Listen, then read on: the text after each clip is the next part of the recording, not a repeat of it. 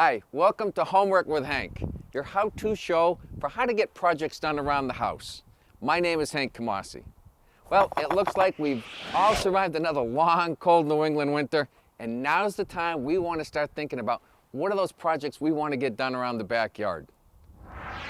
There's a lot of things we can cover today about how we plan a project, how we're going to go out and buy the materials for it, and the most important parts of the installation. Like any good project, it starts with a good plan. And you know the old adage, what was I planning to say? Oh, yes, a failure to plan is a plan to fail. So the first thing we're going to talk about is what are the key elements of drawing out our plan for our backyard. Then we're going to take that plan, we're going to go to all the different elements that we can buy to succeed in that plan, and then we're going to cover the most critical parts of the installation process.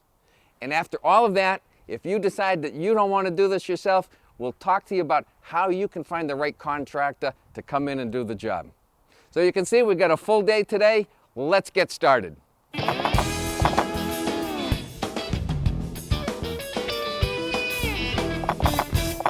Well, now it is time to get started. And as I said before, no good project comes off without a good plan to get started with. So our plan today is we're going to go out and make a map of our backyard. The most important tools we need right now, pencil, paper, a ruler, and our imagination. And what I suggest is go out in the backyard and measure everything that's out there. Find out where the current trees are, shrubs, plants, anything that's permanent, anything that you know you're not going to move, put it on the map. And then once the map is done, now we can start to design what it is that we would like to have our yard look like. And don't think about what this year's project is. Think about where you want to be next year, the year after, 5 years down the road. By planning out our map for long term like that, we can maybe do some of the project this year for future. For instance, if we know that at some point this year's project is a patio and next year we'd like to put in a koi pond, well, maybe while we're installing our patio, we run the electric lines that are going to go out and run the pump for that. Or if we map out and we know where our septic tank is. Well, you know, we all have to, up here in New England, we all have to pump that septic tank out once a year. Geez, wouldn't it be a shame if we put our patio right over that tank? And every spring we were pulling up a dozen or so blocks to get down to the tank. So by planning ahead, we can avoid all those other kinds of issues. And then we also can help budget down the road. Each project, we'll know where we're going to go, and it will help the dealer that we're going to get our hardscape projects from by knowing this product is going to then have to be used for that product down the road. For instance, we're going to build a retaining wall for next year's koi pond. Let's get the right wall this year so we're not building something that doesn't work. So now we've got our plan all together. Now it's time to go out and let's purchase those materials. All right, so now we're out ready to buy our products.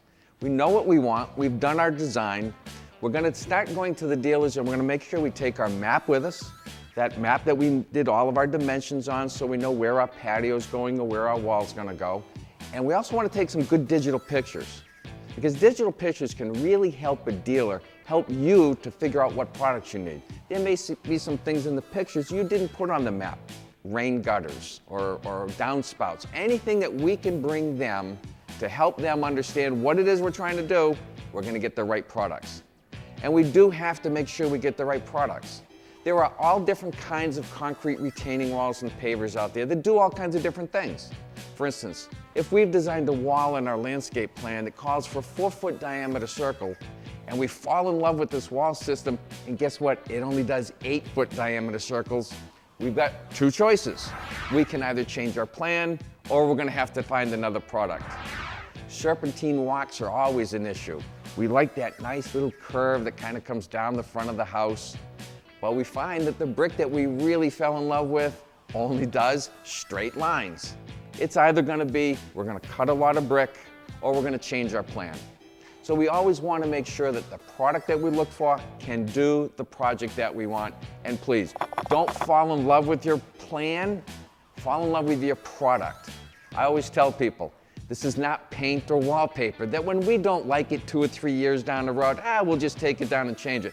You don't want to do this. This is a one-shot deal. Let's get it right the first time.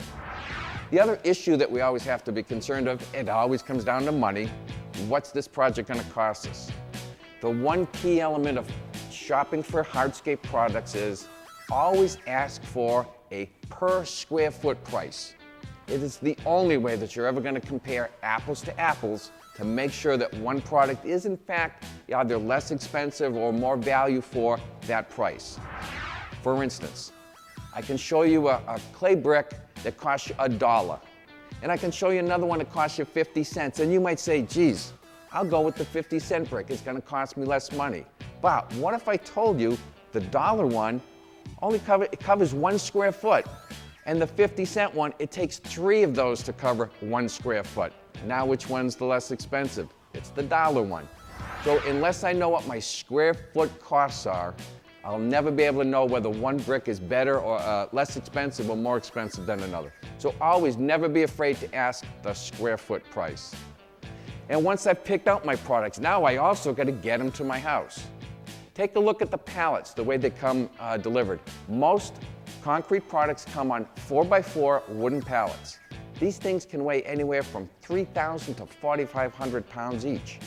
They come on great big delivery trucks, sometimes with the little fork truck on the back, sometimes with the boom. That's a 60,000-pound truck. You need it to get it around the back of your yard. It is going to rut your lawn, I can tell you right now, okay? The last thing you want us to do when we're delivering a product is to bring us there on a July in 90-degree weather, and you just put that brand new driveway in 3 weeks ago. We're gonna ruin your driveway.